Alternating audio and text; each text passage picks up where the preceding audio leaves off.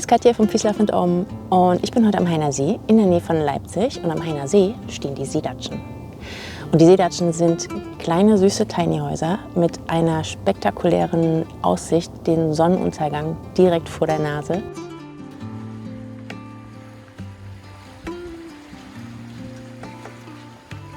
Und noch näher am See kann man quasi gar nicht wohnen, denn noch näher wäre im See. Und das ist eigentlich auch das Schönste an diesen Häusern, dass man diesen Wahnsinnsausblick hat und diese Stille, dieses Plätschern des Sees, was man nachts hört oder auch tagsüber, wenn hier nicht viel los ist.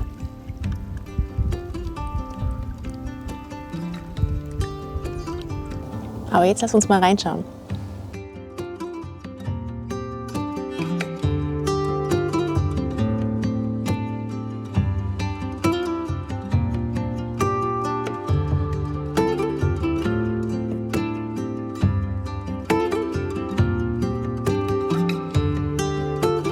Matthias, 47 Jahre, und ich freue mich, euch die Seedatschen heute zeigen zu dürfen.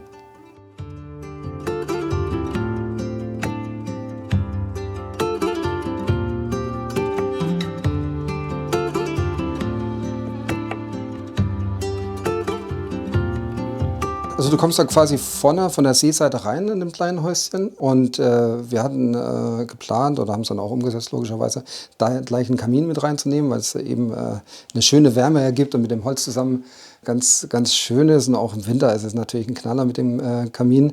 Und ich habe dafür Innenarchitekten beauftragt, mit denen ich schon lange zusammenarbeite und auch weiß, was die können, und auch die wissen, was ich möchte.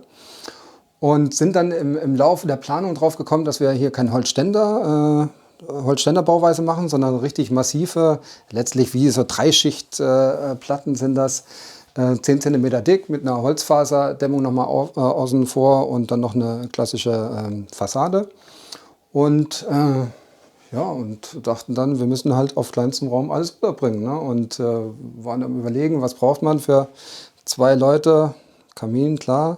Kleine Küchenzeile, kleinen Esstisch auch, für 2 Leute ausreichend. Wenn man arbeiten will, wird es ein bisschen eng.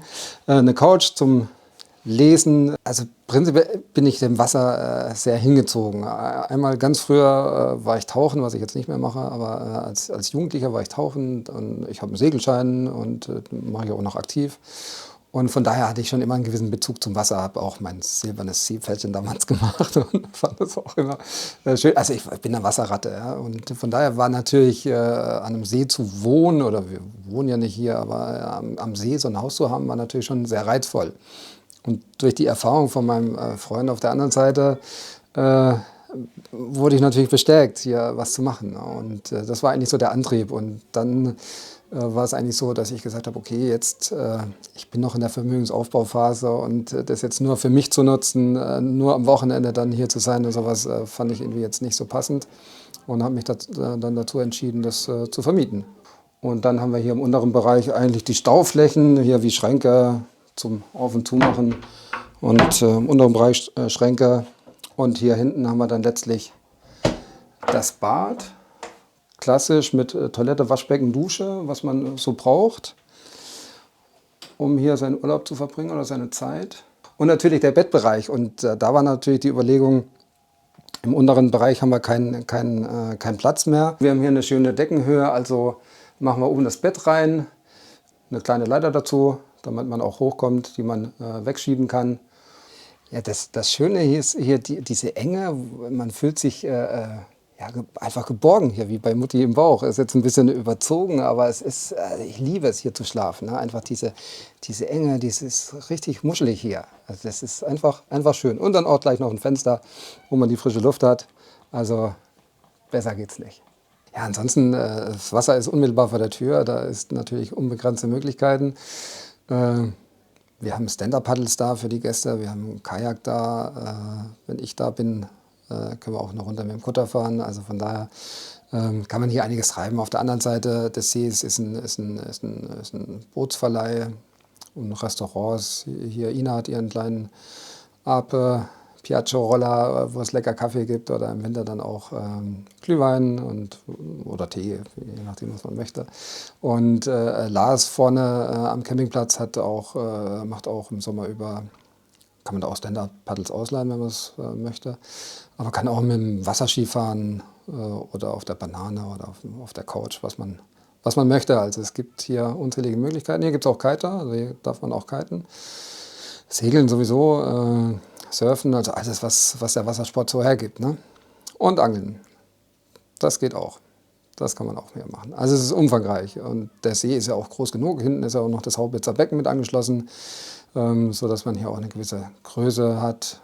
Mit 49 Meter hat er auch eine schöne Tiefe zum Tauchen. Gut, so tief taucht man nicht, aber also es gibt schon einige Möglichkeiten, was man hier machen kann. Und natürlich die Seele baumeln lassen. Feuer machen, wir haben Feuerschalen, wir haben Holz da. Da kann man dann auch gemütlich den Abend ausklingen lassen. Sowohl im Sommer als auch im Winter. Decken sind auch da. Also wir haben einen Strandkorb da. Es ist irgendwie alles da, was man so braucht.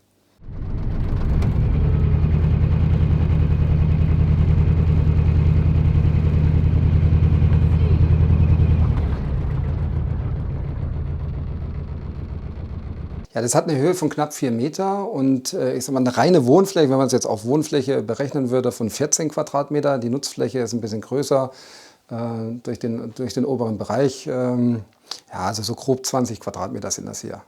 Ich habe mal gewohnt auf 23,67 Quadratmeter und für mich das Schönste überhaupt, auf so einer kleinen Fläche zu wohnen. Und ich glaube, das war es dann auch, als wir das hier geplant haben. Und ich dann gemerkt habe, Mensch, hier, das ist ja wie meine Wohnung früher. Also so auf kleinstem Raum zu leben bzw. Urlaub zu machen und dann noch mit dem Ausblick. Also man schaut ja hier direkt aufs Wasser und hat alles vor der Nase. Das ist ja, also besser geht's ja nicht. Und man braucht ja auch nicht viel. Also klar ist schön, wenn man eine große Wohnung hat, aber so was Kleines ist ja viel schöner. Und dann noch mit Kamin. Ja, also mehr braucht man nicht. Also wir haben letztlich 3 Seedatschen. Einmal das Zweiufer, in dem wir gerade sind, dann das Vierwasser. Also die Zahl ist auch immer gleich, wie viele Personen reinpassen. Zweiufer 2, Vierwasser 4. Und dann gibt es noch das große Haus, in Anführungsstrichen große Haus, das Siebenhain für 7 Leute. Und ja, also hier, das Kleine ist natürlich das Gefühl, auf kleinstem Raum zu wohnen oder zu Urlaub zu machen, aber mit allen Annehmlichkeiten, also mit einem Kamin, Dusche, Toilette, alles, was man so braucht. Und den direkten Blick raus aufs Wasser, also ohne Umschweife, direkt, gut reinspringen kann man von hier nicht, das klappt nicht, aber man kann auch reinfallen. Im Vierwasser, das ist ein bisschen größer, wo auch die Kinder mitkommen können und wo man ein bisschen mehr Platz hat, mit Schallplattenspieler, auch Kachelofen, da ist ein Hängekorb drin. Ansonsten auch klassisch Küche, Bäder oder Bad. Auch über Infrarotheizungen das Ganze.